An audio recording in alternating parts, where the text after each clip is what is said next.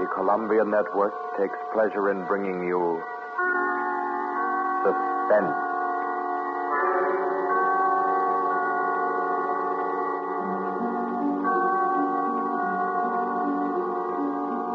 Suspense. Stories from the world's great literature of pure excitement. A new series frankly dedicated to your horrification and entertainment. Week by week, from the pick of new material, from the pages of best-selling novels, from the theater of Broadway and London, and the sound stages of Hollywood, will parade the most remarkable figures ever known. CBS gives you Suspense.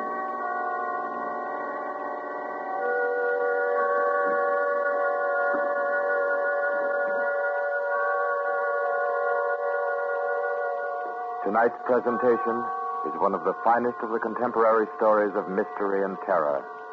John Dickson Carr's famous novel, The Burning Court.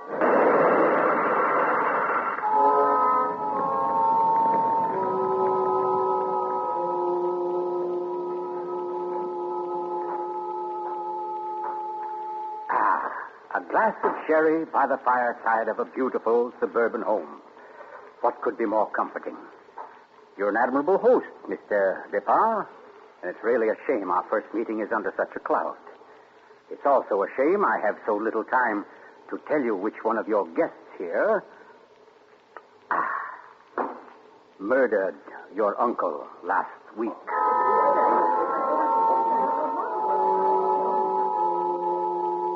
Now, let's see now. I believe we're all here. Your wife, your friend, Mr. Stevens, Captain Brennan. Yes, and incidentally yourself. Just who did you say you were? Well, no wonder you've had so much difficulty with the case, Captain. My name is Cross, Godin Cross, the writer. As a matter of fact, it's because of my just completed book, Poisoning Throughout the Ages, that I happen to be here now. And Ted Stevens there happens to be a member of the firm which publishes my work. I'd never seen him until tonight, but I've been told what happened. This afternoon, he began reading my manuscript for the first time on the train. The commuter's train, which every afternoon deposits him safely and soundly here in Criston. I imagine he was halfway home by the time he finished the first chapter. Then he turned a page. Attached to the following leaf was a picture. And looking at it, the young man stiffened suddenly and all but cried out his shock. It was a picture of a young woman. And under it had been printed, famous poisoner Marie Dobré, 1676. Ted Stevens was looking at a picture of his own wife.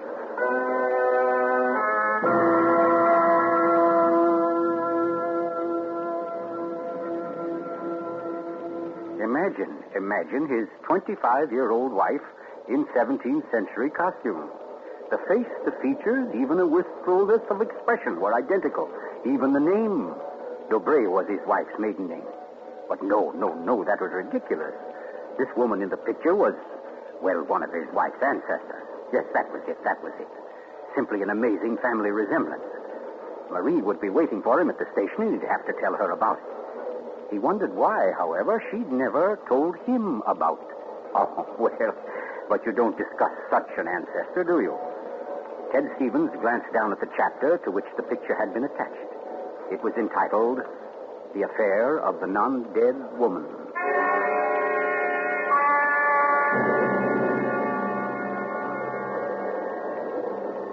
Hello, Ted. Stevens was almost jolted from his seat. It was Dr. Weldon, professor of English at the college, an old friend of his. Quickly, he thrust the picture beneath the manuscript and moved over. Hi, I didn't see you, Doc. Oh, here, have a seat. Oh, I thought maybe you were giving me the, what do they call it? The brush off? Oh, no, say, as a matter of fact, Doc, you're the one man I do want to see. Yeah? Very flattering. Remember those discussions we used to have about murders? Better than bridge any time. Well, I got the idea that you'd made sort of a hobby out of the old cases, the historical ones. Well, I've studied quite a number of them, yes.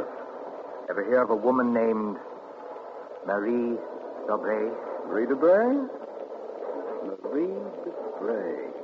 Oh, yes. That was her maiden name, of course. One of the finest specialists in arsenic poisoning you could ever hope to find. Oh, we're almost at our station, Ted. Let's get to the door. Yes, a real charmer Marie was. Must have disposed of 100 husbands, lovers, suitors, and just plain friends before she was caught. What happened to her, Doc? She was beheaded and burned. Crispin!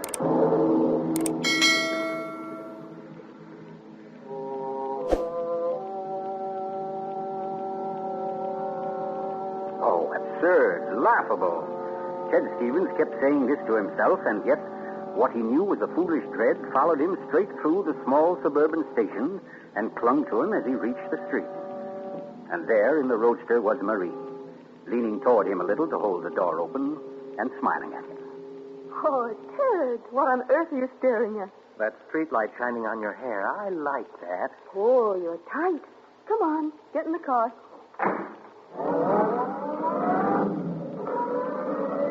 Then, like a wisp of smoke, it was gone. The whole ridiculous fear, the delusion.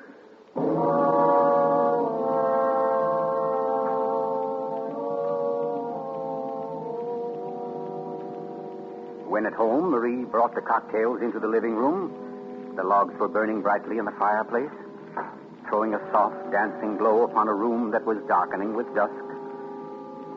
To you, Marie. And to you, dear. As Stevens placed his glass down, he noticed the manuscript of my book. It was there on the table, right where he'd placed it when he first came in. Deliberately, he turned from it, and then turned back. The manuscript had been moved. Only an inch or so, but it had been moved. Keeping his back to his wife, he thumbed through that early chapter and discovered, just as he knew he would, that the photograph was gone. For a long moment, he thought of what to do. Then slowly, he turned around. This book by Cross I brought home.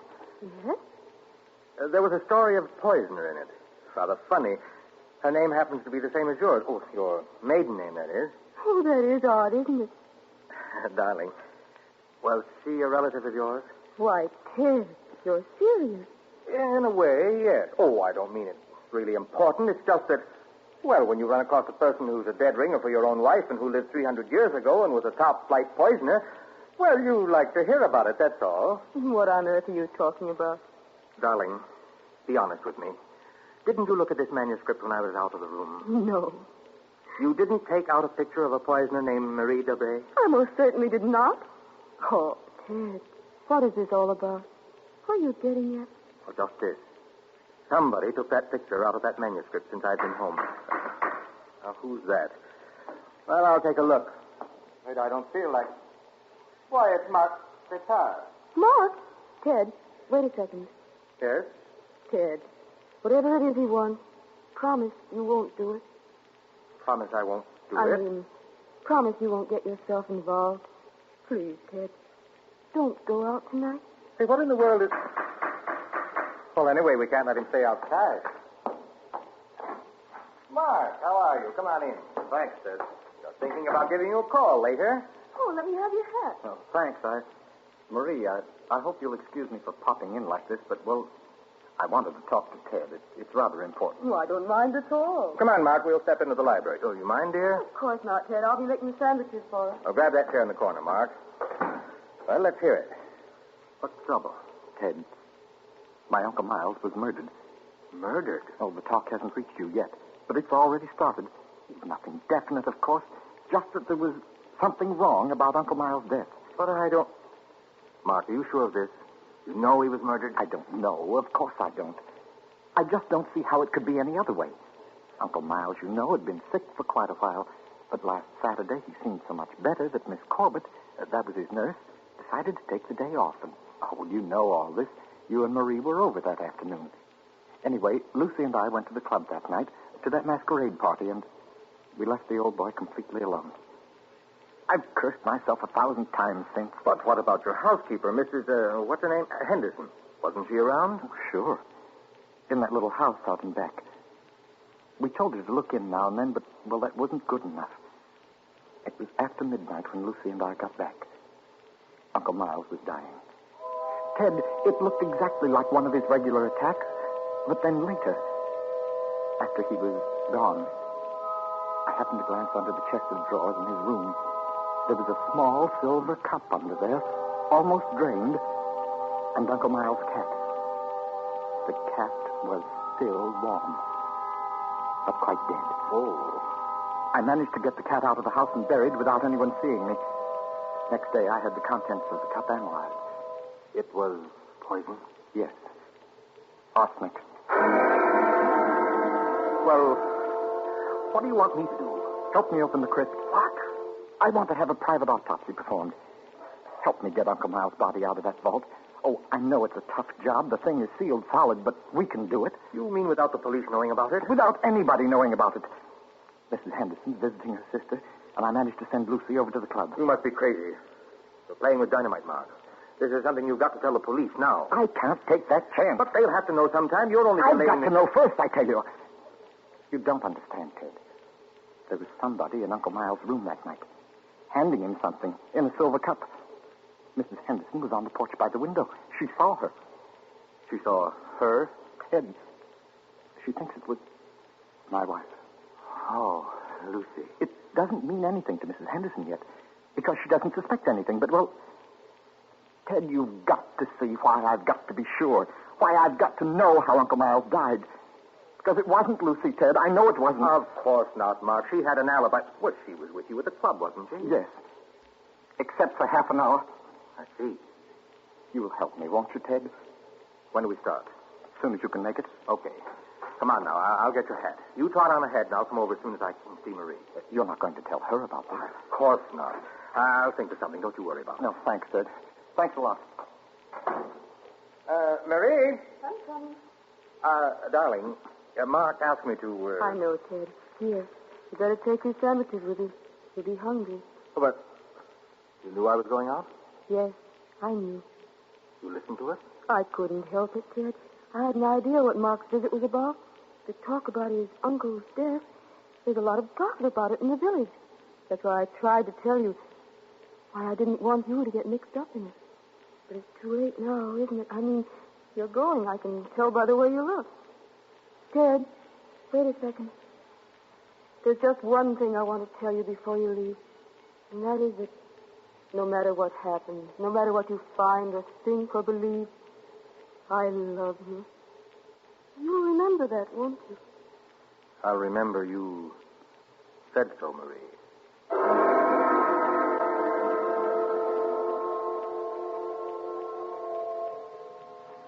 By the light of a dim kerosene lantern, Mark and Ted Stevens pounded their way through the thick shelf of rock that covered the Depar's ancestral tomb, pried open the great slab of stone which lay across the subterranean door, and then at last descended to the dank, ink-black chamber. They found the coffin. They dragged it from its crypt and placed it on the cold stone floor. They unclamped the lid and opened it. Mark. It's empty. What? That's impossible. It can't be. But it is, Mark. You know what this means? That body wasn't in this coffin when it was placed here. I'll swear it was, Ted. From the time that coffin was closed on Uncle Miles, somebody, the undertaker or Lucy or me, somebody was with it until it was buried. And the crypt was sealed right after. Then somebody beat us to it. Somebody's broken in here ahead of us. Broken in? Listen, Ted. Lucy and I have hardly left the house since the funeral. Do you think anybody could break in here, smash through that stone and cement without our seeing them or without our hearing them? Well... What? Well, you might as well come on up and... But who was that? Me, Mr. Depar, up here. My name's Captain Brennan. I'm from the office of the Commissioner of Police. From the... Like to talk to you if you don't mind, Mr. Depar. Here, follow my flashlight up. But I don't understand. How did you know about this? By listening, mainly. You mind if we go up to your house, Mr. Depar? Why, no. Not at all. Oh, thank you. Oh, Freddie. Look here, Captain. Freddie, this is Mr. Depar, Lieutenant Gray. How do you do? Glad to know you, Mr. Depar. And Mr. Ted Stevens, isn't it? Well, how did you... How did you know my name? Very simple. I got the names of everybody who was here at the depot the day the old man died. You and your wife were included. Oh, here we are. But I don't... Captain, who gave you those names? Why, your housekeeper, of course. Mrs. Henderson? You didn't think Mrs. Henderson saw the dead cat, did you, Mr. Depart? But she did. She also saw you bury it. And we've been interested in the case ever since. Well, nice place you have here, Mr. Depart. Now, let's see. According to Mrs. Henderson, your wife was wearing some kind of a masquerade costume that night. What kind of a thing was it? Well, it was... there, you can see it. It was copied from the dress in that old painting over there. Oh, yes. Funny. Where's the woman's face? It's always been that way. As long as I can remember. Somebody must have thrown acid on it or something. Can't blame them much. She was a poisoner. A poisoner? Yes. The story goes that one of my ancestors was responsible for her execution. Marie Dobray, her name was. Oh, yes. I've read about her. Learned all the poison tricks from one of her lovers, guy by the name of Godin St. Croix. Godin St. Oh, yes, Mr. Stevens. We cops read now and then. Did you say Godin St. Croix? That's French. We call it cross. Absolutely no limit to a cop's education, is there? But to get back to your wife, Mr. Depart, she was just like the famous Marie. Now, when Mrs. Henderson looks through that window... Just a minute, Captain. Mrs. Henderson can't prove she saw a thing, and you know it. Now, what do you mean? I mean you haven't any right to insinuate that my wife was in that room. Well, who's insinuating? I'm trying to say that Mrs. Henderson, after thinking it over, realized that she was tricked by the costume. The woman she saw in the funny clothes, handing the cup of poison to your uncle, wasn't your wife at all. What? Because your wife is an unusually tall young woman. And the one Mrs. Henderson saw was fully half a head shorter. More on the order, let's say, of Mr. Stevens' wife. My wife? Captain, this is absolutely ridiculous. Well, I don't know. Why, what's the matter, Mr. Stevens? You're trembling like a leaf. Tell me now, just for fun, where was Mrs. Stevens that night? She was home with me. The whole evening? Certainly. You retired early? Yes, we both did. You, I suppose, were sound asleep by midnight. Yes, I was. Then how do you know where your wife was? Well, Look here, Stevens. She had to have a costume that would match Mrs. Despar's. How did she manage that? Where did she get it? Well, she never had one. She never had a dress like that. And what about our motive? Why did she poison him? I don't know. Not for money, certainly. Then what was it? Hate? Did she hate Miles Despard? Yes, she did. No. Oh, I don't know. I don't know, I tell you. Brown? Yes, Eddie. I phoned and got hold of Mrs. Despard, the nurse, all right. That Mrs. Stevens couldn't reach her. Her phone won't answer. Okay, have her picked up. I'm going home. Stevens, come back here. I'm going to get my wife. Want me to stop it, Brown? Now, let's go.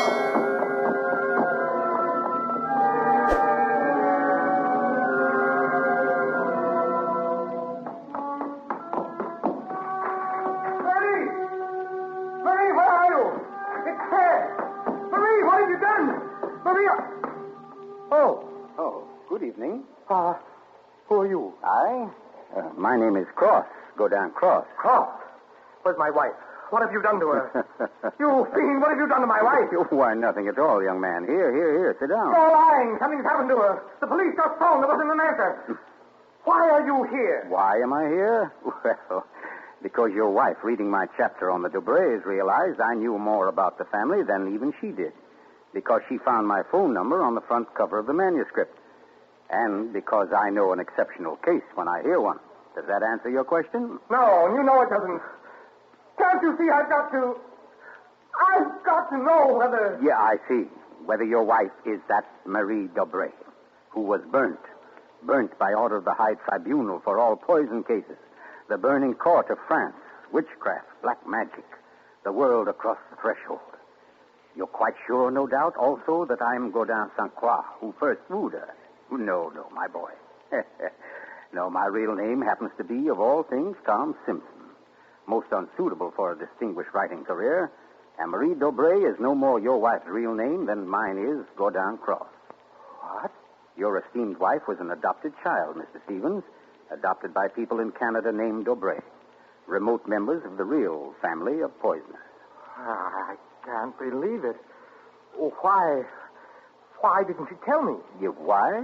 Because until I told her half an hour ago, she didn't know it herself.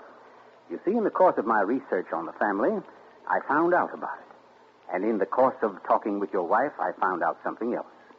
How for years she was haunted by the fear that she might be a poisoner by inheritance, by blood. And you can see, can't you, why she never talked about it, her past to you? Yes, yes. And yet, Mr. Stevens, you had all but made her forget that past. You. And that's why she was willing to lie, to steal a picture, do anything, in order to hold you to her. Yes, I see that now. You know, young man, I rather think she loves you. But as you will see, though, she comes only when I call her. Mrs. Stevens? You mean she's... Yes, Mr. Cross. Marie, it's you. You're all right? Oh, yes, dear. We're both all right now, and nothing can change it ever. Marie, listen. Don't say Marie, dear. Say Maggie. Maggie? Well, that's my name, my real name. Maggie McTavish. And it's a lovely name, dear. The most beautiful, gorgeous, glamorous... Darling, please. You don't understand. The police, they think you had something to do with Miles' death. They think I did. So, now, Mr. Stevens, before we go back to the Depars, don't you think you'd better tell me everything that's been said and done up to date? Having just saved your wife's soul from the burning court, now I'll wrest her body from the electric chair.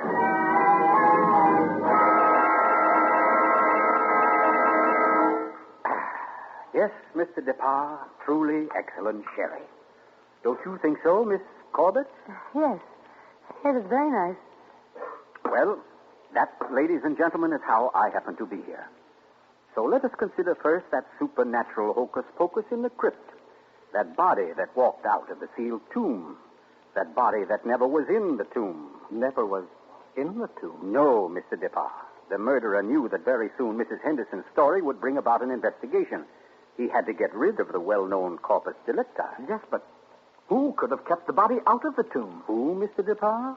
Why, you, sir. What?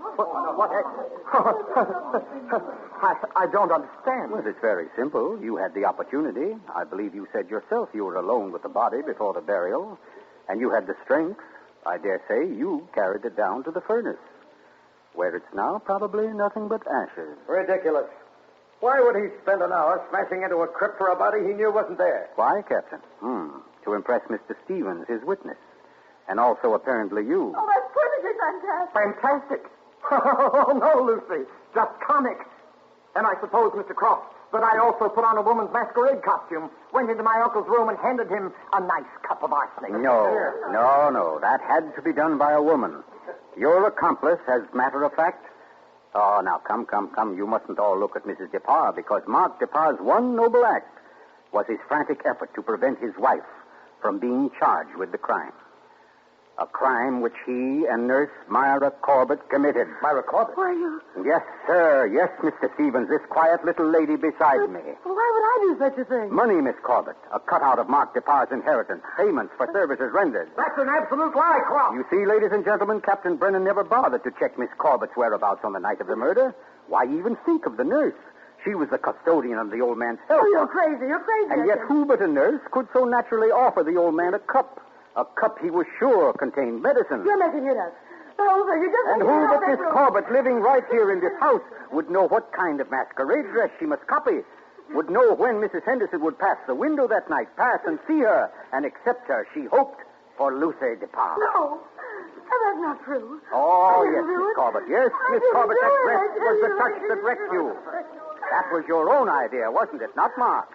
You weren't content with a mere murderer's share of the profits. You wanted a wife's share, half of the whole estate. You wanted Lucy Depar convicted and out of the way for good. Well, I give you a toast, Miss Corbett, with Mr. Depar's excellent sherry. To a particularly ruthless poisoner. And yet, you know, on the whole, I'm rather partial to female poisoners. Why, only tonight I...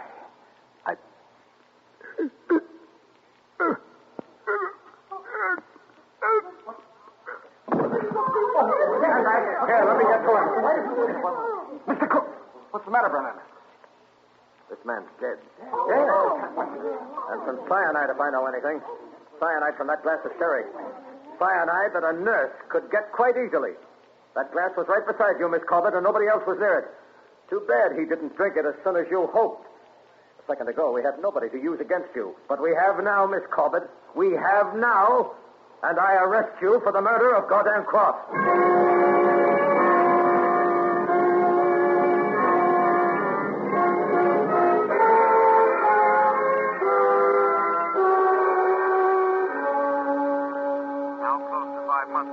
Prominent author was murdered, and tonight Myra Corbett pays with her life for that crime. The former nurse, at first protesting her innocence, in recent Yes, years has I'm grown... in here, dear. Oh. I thought you might. Oh, what did you cut it off for? Huh? What do you mean? The radio. Oh, yeah. Well, I thought you wanted to talk. Poor Ted. Don't you think I know you better than that? What was on the radio? Well, there wasn't... Okay. It was about Myra Corbett. She goes to the chair tonight. Oh, I didn't think you wanted to be reminded. I don't really. But making such an effort to hide it only keeps it alive, doesn't it? All right, darling. Know what I came in to ask? If you wanted a cocktail before dinner? The largest one you've got. Fine. I'll get out the ice cube. I know. If I'll fix up the fire. Okay, Maria. A deal. Where are some papers to start it? Right there by the bookcase. And the name's not Marie. It's Maggie.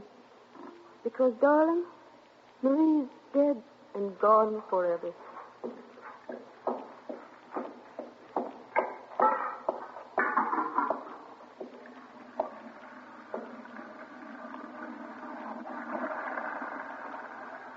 Oh, no, Marie. We're never dead. Neither of us. It was your hand that touched that glass. I know that now. And I could return the favor. But instead, I shall ask that you dispatch your husband. This one, like all the others, now. Just a little bit of poison in the drink, Marie. Any kind of a drink. What kind, Ted? What kind of a cocktail shall we have? Oh, any kind, darling. Any kind at all.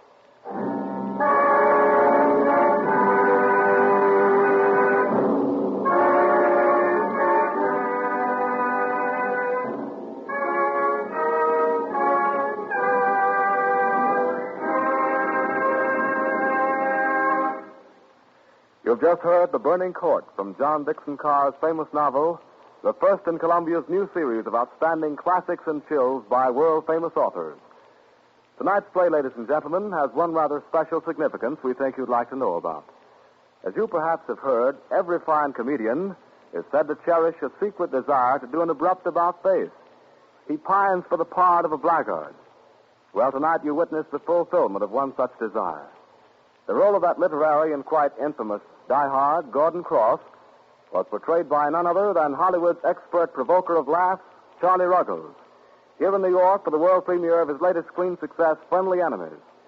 The role of Marie, well, that was enacted by a young lady who long ago won national acclaim as one of Broadway's most accomplished dramatic actresses, Miss Julie Hayden. Thank you, Charlie Ruggles and Miss Julie Hayden, for your splendid performances. The play tonight, as all plays in this series, was produced and directed by Charles Vander, written by Harold Medford and scored by Bernard Herrmann.